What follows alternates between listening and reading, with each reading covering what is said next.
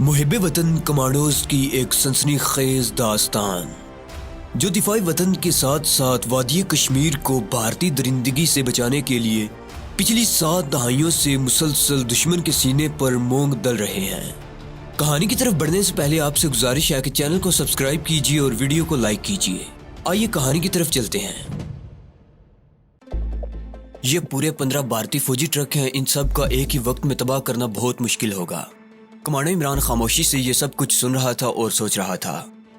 Commando Jibran نے کہا، ایک صورت تو یہ ہو سکتی ہے کہ راستے میں کوئی ایسا پل دیکھا جائے کہ جس پہ 15 کے 15 فوجی ٹرک آ جائیں تو اسی پل کو اڑا دیا جائے، یا پھر کسی کمانڈو آپریشن کے ذریعے تمام ٹرکوں کے نیچے ایک ایک ٹائم بم لگا دیا جائے جو وقت مقررہ پر پھٹنے شروع ہو جائیں اور اپنے ساتھ ان ٹرکوں کو بھی بگ سے اڑا دیں۔ کمانڈو عمران نے کہا، میں نے یہ سارا علاقہ دیکھا ہوا ہے۔ اس روٹ پر دریاؤں پر بنے ہوئے دیو ہیکل قسم کے پل آتے ہیں، ان پلوں کو اتنی آسانی سے اڑایا نہیں جا سکتا۔ میرے خیال میں ان ٹرکوں پر ٹائم بم لگانا بہتر رہے گا۔ صرف یہ سوچنے والی بات ہے کہ ٹرکوں کے نیچے یا سائیڈ میں ٹائم بم لگانے کا کمانڈو آپریشن کہاں اور کیسے شروع کیا جائے۔ کمانڈو عمران خاموشی سے یہ ساری باتیں سن رہا تھا۔ اس کا ذہن تیزی سے بہت کچھ سوچ رہا تھا۔ وہ یہی سوچ رہا تھا کہ اتنے لمبے روٹ پر فوجی کانوائے کو کیسے اور کس جگہ پر تباہ کیا جائے۔ کوئی ایک ٹرک ہوتا تو اسے اڑانا مشکل کام نہیں تھا، مگر یہ اکٹھے 15 تھے اور وہ بھی فوجی ٹرک تھے جن کے ساتھ سیکیورٹی کے سخت انتظامات ہوں گے۔ یہ سارا علاقہ کمانڈو عمران کا دیکھا ہوا تھا۔ اسے جبران کا منصوبہ کسی حد تک ممکن لگا تھا کہ ہر ٹرک کے نیچے ایک طاقتور اور انتہائی دھماکہ خیز ٹائم بم لگا دیا جائے۔ دوسری کوئی اسکیم بیک وقت 15 ٹرکوں کو تباہ کرنے میں کامیاب نہیں ہو سکتی تھی۔ اس نے کمانڈو غازی سے کہا، میں جبران کی اسکیم کی تائید کرتا ہوں۔ ان ٹرکوں کو اسی صورت میں تباہ کیا جا سکتا ہے کہ ان کے نیچے کسی طریقے سے کسی منصوبے پر عمل کرتے ہوئے طاقتور ٹائم بم چپکا دیے جائیں۔ دوسرا کوئی راستہ نہیں ہے۔ کمانڈو غازی نے کہا، کیا یہ کام تم لوگ کر سکو گے؟ کیا تمہارے اتنے وسائل ہیں کہ تم اتنے لمبے روٹ پر اس منصوبے پر عمل کر سکو جبکہ یہ سارا علاقہ تمہارے لیے اجنبی ہوگا؟ کمانڈو عمران کے ذہن میں اس وقت دلی والے اپنے حاجی صاحب ہی تھے۔ حاجی صاحب، یاد رہے کہ دلی میں ملک کی خدمت کرنے والے جاسوس کا نام کچھ اور ہے اور ہم نے فرضی نام حاجی صاحب رکھا ہوا ہے۔ اس سلسلے میں ان کے کام آ سکتے تھے۔ اگرچہ دلی میں چاندنی چوک والے ہوٹل کا مالک بھی ہمارا اپنا آدمی اور ایجنٹ تھا، اور اس کا بھی ہم نے فرضی نام گل خان رکھا ہوا ہے جو وہاں رام پرشاد کے نام سے ہوٹل چلاتا ہے۔ لیکن یہ شخص حکومت کے اندرون خانہ راز ہمیں مہیا کر سکتا تھا کیونکہ وہ واجپئی کی پارٹی بھارتی جنتا کا حامی تھا اور اس کے پاس حکومتی پارٹی کے ارکان اور عہدے دار اکثر آتے جاتے رہتے تھے۔ اس کا بھارت کی سیاست میں کافی عمل دخل تھا۔ اس کے ذریعے عمران اور جبران کو حکومت کے پاکستان دشمن عزائم کی خبر ملتی رہتی تھی، لیکن اپنا یہ ایجنٹ اسلحہ اور خاص طور پر اعلیٰ ترین کوالٹی کے ٹائم بم فراہم نہیں کر سکتا تھا۔ یہ کام صرف حاجی صاحب ہی کر سکتے تھے۔ ان کے اتنے وسائل تھے کہ وہ جس قسم کے اسلحہ کی ضرورت ہو فراہم کر دیں۔ چنانچہ کمانڈو عمران نے کہا، اس کا ہم کچھ نہ کچھ انتظام کر لیں گے، ہمیں آج رات کو ہی دلی روانہ ہونا پڑے گا۔ کمانڈو غازی نے پوچھا، تمہیں کیسے پتا چلے گا کہ یہی وہ فوجی کانوائے کے ٹرک ہیں جن پر کارگل فرنٹ کے لیے گولہ بارود لوڈ کیا ہوا ہے؟ عمران بولا، اگر ہمیں یہ پتا چل جائے کہ یہ کون سی رجمنٹ کے فوجی ٹرک ہیں یا کون سی رجمنٹ کے جوان یہ گولہ بارود لا رہے ہیں تو باقی ہم معلوم کر لیں گے کہ یہ ٹرک کس وقت کہاں سے گزریں گے۔ کمانڈو غازی نے کہا، یہ میں تمہیں ابھی معلوم کیے دیتا ہوں۔ وہ اٹھ کر پہاڑ والے غار کی طرف چل دیا۔ جبران نے عمران سے کہا، میرا خیال ہے دلی والے حاجی صاحب سے ہمیں انتہائی طاقتور میگنیٹک بم مل جائیں گے اور ان کے ذریعے ہمیں یہ بھی معلوم ہو جائے گا کہ یہ کانوائے کس وقت کہاں سے گزرے گا۔ عمران نے کہا، بالکل معلوم ہو جائے گا، حاجی صاحب کے وسائل بہت ہیں اور میرا خیال ہے کہ ہمیں دلی کے قریبی اسٹیشن غازی آباد میں جی ٹی روڈ پر کسی جگہ یہ کام کرنا ہوگا۔ ایک تو یہ جگہ دلی میں ہمارے خفیہ ٹھکانے کے قریب ہوگی، دوسرا ہمیں 15-20 ٹائم بم چھپا کر زیادہ لمبے روٹ پر نہیں جانا پڑے گا۔ کمانڈر غازی اپنے ہاتھ میں نوٹ بک لیے آ گیا۔ کہنے لگا، یہ بھارت کی 15ویں کور کے ٹرک ہیں اور اسی کور کی 3 بٹالین فوجی کانوائے کو لے کر کشمیر جا رہی ہے۔ کمانڈر عمران نے یہ بات اپنی نوٹ بک میں لکھ لی۔ دوسری رات کو دونوں کمانڈو مجاہد عمران اور جبران دلی کی طرف روانہ ہو گئے۔ سری نگر سے لاری میں بیٹھ کر جموں تک انہوں نے دیہاتیوں کے لباس میں اکٹھے بیٹھ کر سفر کیا۔ جموں سے وہ الگ الگ ہو کر ٹرین میں سوار ہو گئے اور دلی پہنچ گئے۔ دلی پہنچنے کے بعد وہ کچھ دیر تک پلیٹ فارم پر ایک جانب بیٹھ کر یہ جائزہ لیتے رہے کہ ان کے پیچھے CID تو نہیں لگی ہوئی۔ جب انہیں تسلی ہو گئی کہ ان کا پیچھا نہیں کیا جا رہا تو دونوں اسٹیشن سے باہر نکلے اور ٹیکسی لے کر حاجی صاحب کے ہوٹل میں آ گئے۔ حسب معمول وہ سیدھے اوپر والے حاجی صاحب کے کمرے میں جا کر بیٹھ گئے۔ کچھ دیر بعد حاجی صاحب بھی آ گئے۔ کہنے لگے، اس دفعہ تم جلدی واپس آ گئے ہو، خیریت ہے نا؟ عمران بولا، سب خیریت ہے۔ اور اس کے بعد عمران نے حاجی صاحب کو اس مشن کی پوری تفصیل بیان کر دی جس مشن کو لے کر وہ دلی آئے تھے۔ حاجی صاحب نے ساری تفصیل بڑی توجہ کے ساتھ سنی۔ کہنے لگے، اب تم لوگ کیا چاہتے ہو؟ عمران نے کہا، ہم دلی کے قریب غازی آباد کی جی ٹی روڈ پر کمانڈو آپریشن کرنا چاہتے ہیں۔ حاجی صاحب بولے، وہ تو ٹھیک ہے، اور یہ بھی درست ہے کہ غازی آباد کا انواع تھوڑی دیر کے لیے ضرور ٹھہرے گا، کیونکہ جہاں تک میرا خیال ہے فوج کی سیکیورٹی والے 15 ٹرکوں کو دلی نہیں لائیں گے۔ دلی میں خطرہ ہوگا، یہ کانوائے باہر سے آگے گزر جائے گا، لیکن دلی کی بجائے چند میل پیچھے غازی آباد ٹھہرے گا تاکہ فوجی کچھ وقت آرام کر لیں۔ غازی آباد چونکہ اب دلی ہی کا ایک حصہ بن گیا ہے، اس لیے وہاں ہر قسم کے کھانے پینے کی سہولت ہے۔ جبران کہنے لگا، لیکن اب سوچنے والی بات یہ ہے کہ 15 ٹرکوں کے نیچے ٹائم بم کیسے چپکائے جائیں؟ یہی اس آپریشن کا اہم پوائنٹ ہے۔ حاجی صاحب نے کہا۔ تینوں غور کرنے لگے کہ ٹرکوں پر بم لگانے کی کون سی ترکیب ہو سکتی ہے۔ اتفاق کی بات ہے کہ کسی کے سمجھ میں کوئی ترکیب نہیں آ رہی تھی۔ ویسے یہ کام مشکل تو تھا ہی، لیکن ناممکن بھی لگتا تھا، کیونکہ ان فوجی ٹرکوں کے ساتھ زبردست سیکیورٹی ہوگی اور کسی سویلین کو ٹرکوں کے قریب جانے کی اجازت نہیں ہوگی۔ پھر یہ دونوں کمانڈو کس طرح نہ صرف یہ کہ ٹرکوں کے قریب جائیں گے، بلکہ انہیں اتنا وقت بھی ملنا چاہیے کہ وہ 15 کے 15 ٹرکوں کے نیچے یا ان کی سائیڈ میں کسی جگہ بم بھی چپکا سکیں۔ حاجی صاحب کے ذہن میں ایک خیال آ گیا۔ انہوں نے کہا، یہاں صرف ایک ترکیب کارگر ہو سکتی ہے۔ جبران اور عمران ان کی طرف دیکھنے لگے۔ عمران نے پوچھا، وہ کیا ہے؟ حاجی صاحب بولے، بھارت میں صرف ایک ایسا شخص ہے جو اس ملک کے کسی بھی گھر اور کسی بھی دفتر میں بلا روک ٹوک جا سکتا ہے اور اسے کوئی نہیں روک سکتا۔ عمران نے کہا، ایسا کون سا شخص ہو سکتا ہے؟ حاجی صاحب بولے، سادھو ایک ایسا شخص ہے کہ اگر وہ بھارت کے پردھان منتری کے کمرے میں بھی چلا جائے تو اسے کوئی کچھ نہیں کہے گا۔ اس کی وجہ یہ ہے کہ ہندو قوم اتنی زیادہ توہم پرست ہے، اس کا ایمان ہے کہ اگر کوئی جوگی، سنیاسی یا سادھو ناراض ہو کر شراب یعنی بد دعا دے دے تو وہ بد دعا لگ کر رہتی ہے، کبھی خالی نہیں جاتی۔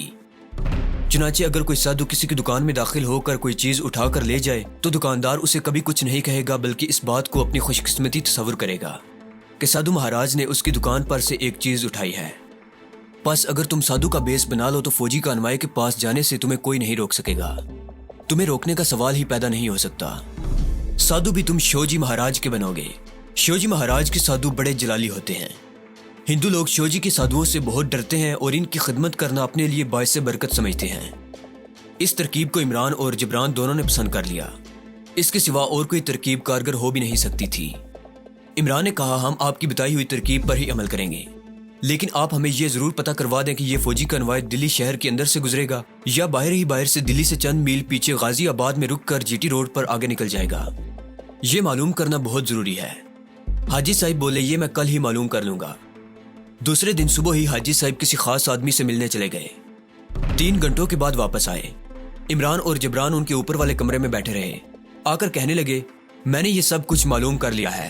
یہ فوجی کانوائے 2 دن کے بعد سورج غروب ہونے کے بعد غازی آباد پہنچے گا اور وہاں فوجی چائے وغیرہ پینے کے لیے رکیں گے۔ یہ کانوائے نہ تو دلی شہر میں رکے گا اور نہ ہی شہر کے اندر جائے گا، بلکہ جی ٹی روڈ پر باہر سے آگے میرٹھ چھاونی کی طرف نکل جائے گا اور اس کا اگلا پڑاؤ میرٹھ چھاونی ہی ہوگا۔ مجھے یہ بھی معلوم ہوا ہے کہ یہ کانوائے بھارتی فوج کی 15ویں کور کا ہے۔ عمران نے جیب سے نوٹ بک نکال کر دیکھی اور بولا، ہمیں کشمیر میں اس ریجمنٹ کا نام معلوم ہو گیا تھا۔ آپ نے بالکل ٹھیک کہا، یہ انڈیا کی 15ویں کور کے ٹرک ہیں اور اسی کی بٹالین اس کے ساتھ بطور سیکیورٹی گارڈ کی جا رہی ہے۔ جبران بولا، یہ بڑا اہم نکتہ معلوم ہو گیا ہے۔ یہ معلوم کرنا بہت ضروری تھا، کیونکہ کانوائے کسی دوسری ریجمنٹ کا بھی ہو سکتا تھا کہ جس پر گولہ بارود کی بجائے کھانے پینے کا راشن کارگل جا رہا ہو۔ عمران نے کہا، حاجی صاحب، ہمارے پاس وقت بہت کم ہے۔ آپ نے ہمیں انتہائی دھماکہ خیز اور چھوٹے سے چھوٹے سائز کے ٹائم بم مہیا کرنے ہیں۔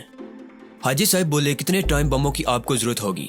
15 ٹرک ہیں، آپ 16 بم اپنے پاس رکھ لیں، کیا خیال ہے؟